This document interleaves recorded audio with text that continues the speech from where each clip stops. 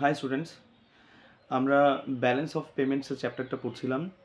শুরুতেই আমি সবার কাছে আমি দুঃখিত, কারণ 4-5 দিন হয়ে গেল আমি কোনো ভিডিও বানাচ্ছি না। তো তোমাদের পড়ার হচ্ছে কি যে মানে অসুবিধা দাঁড়াতে পারে। দেখা গেল অর্ধেক চ্যাপ্টারটা পড়ে তারপর তোমার আর হচ্ছে কি জোশটা থাকলো না।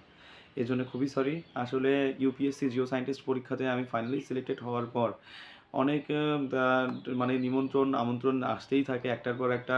বেশ কিছু সম্মেলনে বা হচ্ছে অনুষ্ঠানে সেখানে গেস্ট হিসেবে থাকতে হয়, বা বন্ধুদের সঙ্গে কিছুটা আড্ডা দিতে হয়। অনেকে হয়তো জানে আমি হয়তো ওয়েল সেটেলড, চাকরি পেয়ে গেছি, তাহলে তো আর তো কোনো পড়াশোনা নেই সেরকম কোনো, বা আর কোনো কাজ হওয়ার কথা নেই জয়নিংয়ের আগে। সেই জয়নিং আসলে সেই আগস্টের 25 তারিখে, কিন্তু রিয়ালিটিতে তা নয়। আমার চ্যালেঞ্জ এখনও শেষ হয়নি। আমি ধরে নিয়েছি যে এটা আমি চাকরি পেয়েছি, ঠিক আছে, ভালো কথা, কিন্তু সঙ্গে সঙ্গে আমি আমার কি বলে আরও কিছু চ্যালেঞ্জটাকে ফুলফিল করব, সেটাকে আমি ওভারকাম করব। তো এর জন্যে আম, আমি ঠিক করেছি এই 2-4 দিন 5 দিন পর থেকে আমি এইসব সম্মেলন বা মিটিংয়ে বা হচ্ছে কি যে নিমন্ত্রণে বা মানে কি বন্ধুদের সঙ্গে আড্ডা দেওয়া এসব কিছু কমিয়ে দেবো। এরপর মোস্টলি এটা মার্চ মাসে থেকে শুরু হয়ে যাবে এরকম বিহেভিয়ার। আচ্ছা, তো কথা না বাড়িয়ে আমরা আমাদের চ্যাপ্টারটাকে আরেকবার পড়ছি। যে ব্যালেন্স অফ পেমেন্টসের যে চ্যাপ্টারটা পড়ছিলাম, তা সেটা সুবিধার জন্য আমরা 4টা ভাগে ভাগ করি। একটা balance in current account, balance in capital account, তারপর নেট এরর্স অ্যান্ড ওমিশনস, আর হচ্ছে ফরেন এক্সচেঞ্জ রিজার্ভস। এই 4টা পার্টের মধ্যে আমরা ব্যালেন্স ইন কারেন্ট অ্যাকাউন্টটাকে শেষ করেছিলাম। তারপর আমরা শুরু করেছিলাম যে ব্যালেন্স ইন ক্যাপিটাল অ্যাকাউন্ট। আচ্ছা, এই ব্যালেন্স ইন ক্যাপিটাল অ্যাকাউন্টের হচ্ছে কি আবার 3টে পার্ট হয়। একটা হচ্ছে ফরেন ইনভেস্টমেন্ট, 2 নাম্বার হচ্ছে লোন, আর হচ্ছে ব্যাংকিং ক্যাপিটাল। কী বললাম? 3টে পার্ট। একটা ফরেন ইনভেস্টমেন্ট, লোনস, আর হচ্ছে কি ব্যাংকিং ক্যাপিটাল। আচ্ছা, এই 3টে পার্টের মধ্যে আমরা পড়ছিলাম হচ্ছে কি যে আজকে শুরু করব যে ফরেন ইনভেস্টমেন্ট। আচ্ছা, এই ফরেন ইনভেস্টমেন্ট আবার হচ্ছে কি দুটো পার্ট হয়। একটা ফরেন ডিরেক্ট ইনভেস্টমেন্ট বা এফডিআই, আর একটা হচ্ছে কি পোর্টফোলিও ইনভেস্টমেন্ট। আচ্ছা, এই দুটো পার্টের মধ্যে এবার আমরা পড়ব হচ্ছে কি ফরেন ডিরেক্ট ইনভেস্টমেন্ট। আচ্ছা, আমি যেভাবে মানে কি যে ক্লাসিফাই করছি, শ্রেণীবিভাগ বানিয়ে দিচ্ছি, সেটা কিন্তু অবশ্যই খাতাতে নোট করে রেখো, নইলে ভুলে যাবে। ধরো হচ্ছে কি ব্যালেন্স ইন ক্যাপিটাল অ্যাকাউন্ট পড়ছো, তাহলে উপরে লিখে নাও ব্যালেন্স ইন ক্যাপিটাল অ্যাকাউন্ট। এবার এটাকে তীরচিহ্ন দিয়ে দাও, এদিকে তীরচিহ্ন দাও যে এটার পার্ট হচ্ছে ফরেন ইনভেস্টমেন্ট, 2 নাম্বার পার্ট হচ্ছে লোন, 3 নাম্বার হচ্ছে তোমার ক্যাপিটাল ব্যাংকিং ক্যাপিটাল। এই তিনটের মধ্যে হচ্ছে কি ফরেন ইনভেস্টমেন্ট আবার হচ্ছে কি দুটো পার্ট হয়। একটা হচ্ছে কি যে ফরেন ডিরেক্ট ইনভেস্টমেন্ট, আর একটা হচ্ছে কি পোর্টফোলিও ইনভেস্টমেন্ট। তাহলে বুঝতে সুবিধা হবে। যদি নোট বানাও সঙ্গে সঙ্গে, দেখবে বইয়ের আর সেরকম কিছু বাদ থাকবে না, তুমি একাই সব বুঝে যাবে প্রত্যেকটা লাইন ধরে পড়ে পড়ে।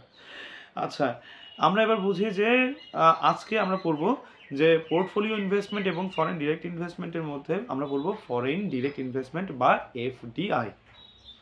আচ্ছা, কি ফরেন ডিরেক্ট ইনভেস্টমেন্ট কি জিনিসটা? কি যে ধরো তুমি তুমি একটা কোম্পানি খুলেছো, সেখানে বিদেশি কোনো কোম্পানি এসে তোমার সেই কোম্পানিতে ইনভেস্ট করছে, পয়সা খাটাচ্ছে এরা। এটা একটা হচ্ছে মানে তুমি ইন্ডিয়াতে আসো, তো বাইরের কোনো দেশ হচ্ছে দেশের কোনো কোম্পানি ইন্ডিয়াতে এসে তোমার কোম্পানিতে মানে কি ইনভেস্ট করছে। তো এই ক্ষেত্রে এটাকে আমরা এফডিআই বলতে পারি, ফরেন ডিরেক্ট ইনভেস্টমেন্ট হতে পারে। অথবা ইন্ডিয়ান কোনো কোম্পানি বিদেশি কোনো কোম্পানিতে, আমেরিকার কোনো কোম্পানিতে গিয়ে সেখানে পয়সা খাটাচ্ছে, সেই কোম্পানিতে তোমার ব্যবসা করছে। তোমার এই ধরনের মানে কি ইনভেস্টমেন্টকে বলা হয় ফরেন ডিরেক্ট ইনভেস্টমেন্ট। আসলে ফরেন ডিরেক্ট ইনভেস্টমেন্ট হচ্ছে কি দু রকমের হয়। একটা ফরেন এফডিআই ইনফ্লো, আর একটা হচ্ছে কি এফডিআই আউটফ্লো। এফডিআই ইনফ্লো কি জিনিস?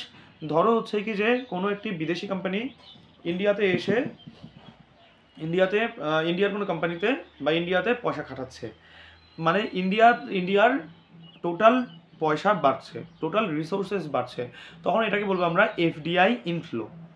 আর এফডিআই আউটফ্লো কী জিনিস? ধরো ইন্ডিয়ান কোম্পানি বিদেশি কোনো কোম্পানি, চায়না হোক বা রাশিয়া হোক বা ইউএসএ হোক না কেন, বা ইংল্যান্ড, জার্মানি, ফ্রান্স হোক না কেন, সেখানকার কোনো কোম্পানিতে এই পয়সা খাটাচ্ছে। তার মানে কি ইন্ডিয়ান পয়সা বা রিসোর্সটা কোথায় ইউটিলাইজ হচ্ছে? সেটা জার্মানিতে ইউজ হচ্ছে। এটাকে বলবো আমরা ফরেন ডিরেক্ট ইনভেস্টমেন্ট আউটফ্লো। এটাকে আমি কেন ক্লিয়ার করলাম, কারণ কি অনেকেই মনে করে যে বিদেশি কোনো কোম্পানি যদি ইন্ডিয়াতে ইনভেস্ট করে তখন সেটাকে বলবো আমরা এফডিআই। আমরা যে বিদেশে যে ইনভেস্ট করছি সেটাকে আমরা এফডিআই বলবো না, এটা অনেকে মনে করে। তো এর জন্য আমি এটাকে ভেঙে দিলাম। তো তার মানে এফডিআই দু রকমেরই হতে পারে, এফডিআই ইনফ্লো, এফডিআই আউটফ্লো। এবার মায়ারাম প্যানেল বলে একটা প্যানেল হয়, তো সেটা মানে কমিটি ধরতে পারো, তো তারা এফডিআই বা ফরেন ডিরেক্ট ইনভেস্টমেন্ট এর কিছু সংজ্ঞা দিয়েছেন। কি দিয়েছে? কোনটাকে আমরা এফডিআই বলবো? যে ধরো বিদেশি কোনো কোম্পানিতে তুমি ইনভেস্ট করলে 10%-এর কম, 5% তুমি শেয়ার কিনে নিলে কোন একটা কোম্পানির, তো ওটাকে তুমি এফডিআই বলবে? তো কোনো কোনো ক্ষেত্রে আমরা বলবো না। তাহলে আমাদের পরিষ্কার ধারণা থাকা দরকার যে ফরেন ডিরেক্ট ইনভেস্টমেন্ট বা এফডিআই এর কারেক্ট সংজ্ঞা কি বা ডেফিনেশন কি। আচ্ছা, কি সেটা? আচ্ছা, এটাকে আমরা যদি বুঝতে হয় তাহলে আমাদের বুঝতে হবে প্রথমে লিস্টেড কোম্পানি আর হচ্ছে গিয়ে আনলিস্টেড কোম্পানি কী জিনিস। লিস্টেড কোম্পানি হচ্ছে গিয়ে এক ধরনের হচ্ছে গিয়ে পাবলিক কোম্পানি। পাবলিক কোম্পানি কী জিনিস? ধরো যেসব কোম্পানিতে মানে কোম্পানির কোনো নির্দিষ্ট মালিকানা থাকে না, যে জেনারেল পাবলিকরা, সাধারণ মানুষ, তোমার কাছে পয়সা আছে সেই কোম্পানিতে পয়সা খাটাও, বেশি করে পয়সা খাটাও, এরকম অনেক 10 জন 15 জন 100 জন মিলে পয়সা খাটিয়ে নিয়ে হচ্ছে কি সেই কোম্পানি চালাচ্ছে, এটাকে বলা হয় হচ্ছে পাবলিক কোম্পানি। তার মানে কি লিস্টেড কোম্পানি কি জিনিস? লিস্টেড কোম্পানি হচ্ছে কি সেই পাবলিক কোম্পানি যারা তাদের হচ্ছে কি কি বলবো এটাকে, স্টক এক্সচেঞ্জে তোমার হচ্ছে কি লিস্টেড আছে, তালিকাভুক্ত করা আছে। তাতে কি তারা হচ্ছে কিছু হেল্প পাবে, সিকিউরিটি হেল্প পাবে বা কিছু লাভ পাবে কোনো একটা পার্টিকুলার ক্ষেত্রে। তারপর ধর হচ্ছে কি যে মানে বিদেশি কোম্পানির সঙ্গে লেনদেন করতে কিছু হয়তো সুবিধা পাবে, এক্সট্রা সুবিধা পাবে, এবং সেখানে স্টক এক্সচেঞ্জে নথিভুক্ত করার জন্য তাদের কিছু ক্রাইটেরিয়া থাকা দরকার। তোমার পার্টিকুলার একটা মানে পয়সা ইনভেস্ট থাকতে হবে, ব্যাংকের সঙ্গে লেনদেন ভালো হতে হবে। তো এই সমস্ত কিছু মিলিয়ে যে স্টক এক্সচেঞ্জে হচ্ছে কি নাম নথিভুক্ত করতে হয়। তুমি বিদেশি কোম্পানিতে তুমি হচ্ছে কি যে ইনভেস্ট করতে চাও, সেটা নথিভুক্ত কিনা নাকি নথিভুক্ত নয়, সেই বিদেশি কোম্পানির নামও তো তোমার জানা দরকার। তুমি ইন্ডিয়াতে আসো, বিদেশে তুমি পয়সা খাটাচ্ছ, কোনো একটা কোম্পানিতে পয়সা খাটাচ্ছ, তার সেই কোম্পানির নাম তো দরকার আছে। সেই কোম্পানির মানে কতগুলো কোম্পানি আছে, সেই কোম্পানির প্রোফাইল কেমন আছে, সেটা কোথা থেকে পাবে? সেইটা স্টক এক্সচেঞ্জে হচ্ছে গিয়ে নথিভুক্ত সেরকম লিস্ট থাকে, সেই লিস্টে প্রত্যেকটা কোম্পানির বিবরণ থাকে। তুমি যদি অ্যাপ্লাই না করো তার জন্যে, তুমি ইন্ডিয়াতে তোমার একটা কোম্পানি আছে, আমাদের ইন্ডিয়ার স্টক এক্সচেঞ্জে তুমি যদি অ্যাপ্লাই না করো, তোমার কোম্পানির নাম বা তোমার কোম্পানির হচ্ছে বিবরণ তো বিদেশি কোম্পানিরা জানবে না। তাহলে তার একটা ক্রাইটেরিয়া হয়। তার মানে তোমার ব্যাংকের সঙ্গে ভালো লেনদেন থাকতে হবে, তুমি যদি কোনো লোন নিয়ে থাকো সেটা ভালো করে শোধ করতে হবে।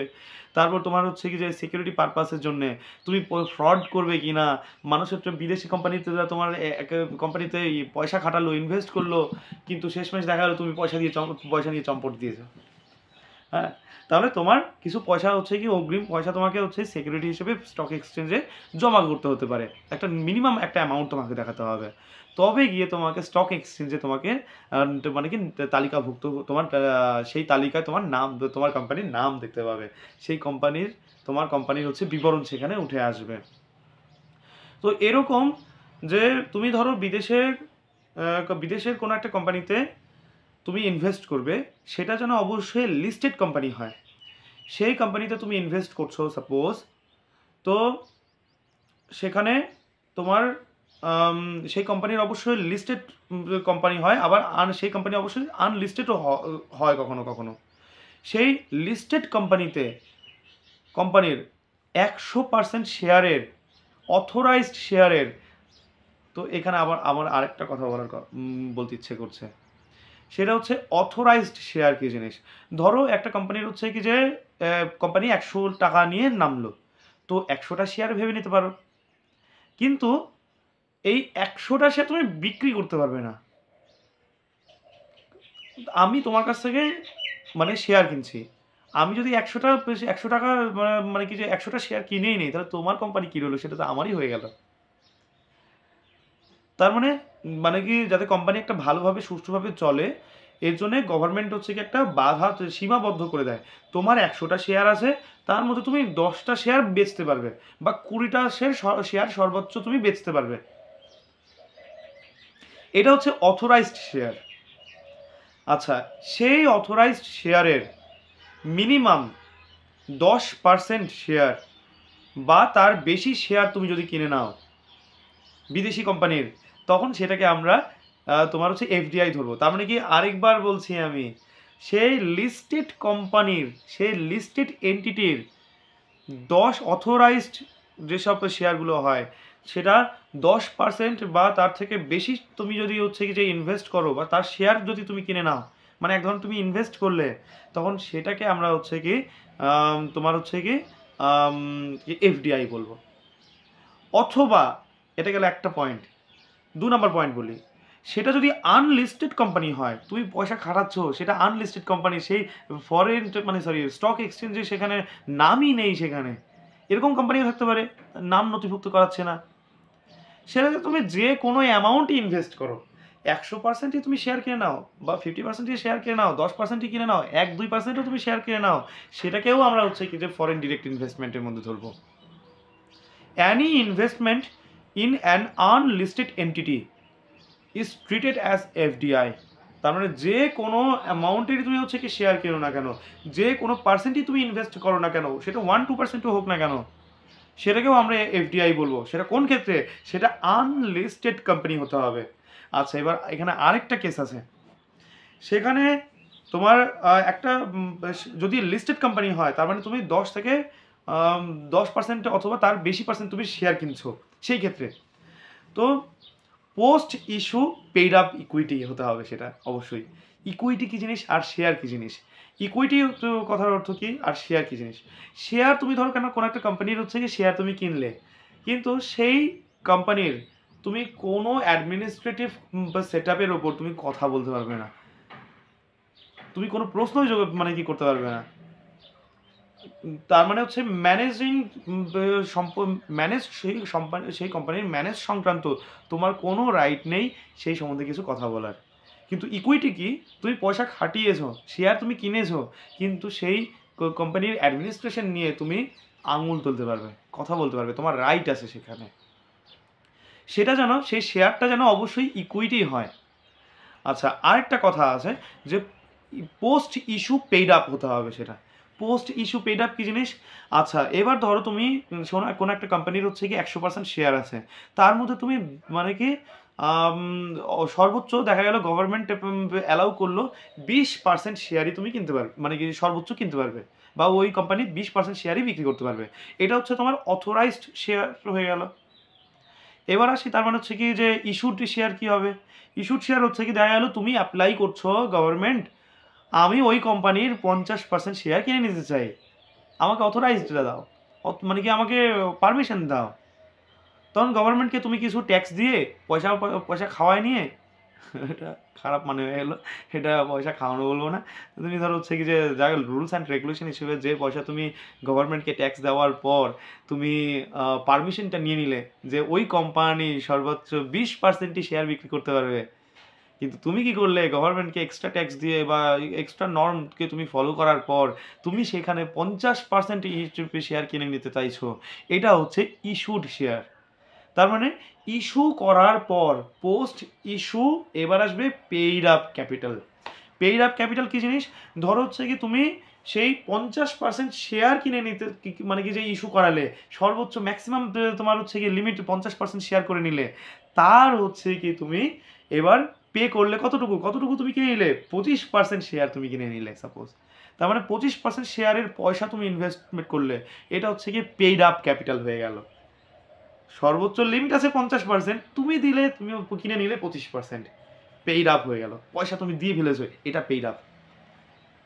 তার মানে যেগুলো লিস্টেড কোম্পানি হয়, পাবলিক কোম্পানি, কোন ক্ষেত্রে? সেগুলো যেন কয়েকজন পাবলিক মিলিয়ে, যে কোনো পাবলিকই সেইখানে ইনভেস্ট করতে পারছে এবং সেখান থেকে তোমার হচ্ছে কি যে সেই কোম্পানির মালিক হয়ে যাচ্ছে কোনো একটা অংশের।